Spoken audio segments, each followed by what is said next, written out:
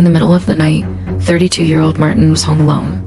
When his phone rang, it was exactly 2:33 a.m. The number wasn't saved, but something inside him told him he had to answer. Do you know what was strange? When he picked up, the voice on the other end was his own. But the moment he heard himself speaking, his whole body froze. Because the other Martin was whispering in panic, "If you ever find that diary, do not read it. No matter what you do not open the first page. Can you hear me? Turn back right now. I'm out of time." And then the screams. His own voice was screaming. Martin reflexively hung up the phone, but his hands were trembling. The logical part of his brain told him this was nonsense, but the fear he felt was all too real. The next day, Martin went back to his old house to collect his last belongings before moving out. The house had been built in the 1890s, a long-abandoned building. No one had lived there for years, but something felt off. The house was colder than usual. The curtains were drawn, yet the inside was unnaturally dark. When he opened the door, a heavy, stale odor seeped out from within. But the strangest part, he was never supposed to find that diary. Martin spotted an old notebook wedged under his desk.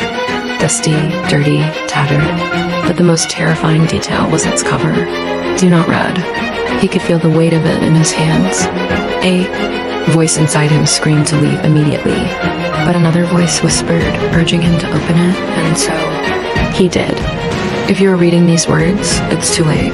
They've noticed you. Martin flinched for a moment. It had to be a joke, right? But then he saw what was written beneath the text, his own name. "Martin, why are you here?" His eyes widened. This was impossible. How could this have been written? At that very moment, the wind outside suddenly stopped. The silence inside the house became so overwhelming that his ears began to ring. And then he heard a whisper from above. "Can you hear us?" Martin slowly lifted his head. Black liquid was dripping from between the wooden planks of the ceiling.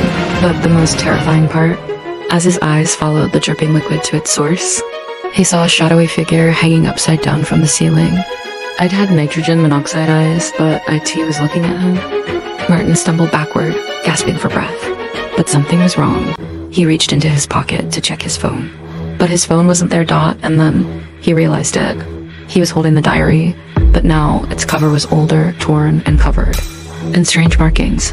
And there was a new sentence written on it. "It's your turn now, Martin."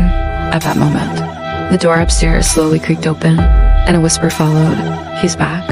Martin is now beginning to question the reality he's trapped in. What is happening? How does the diary know his name? Who is the figure on the ceiling? Most importantly, what is written on the missing pages? Don't miss chapter 2 for the answers.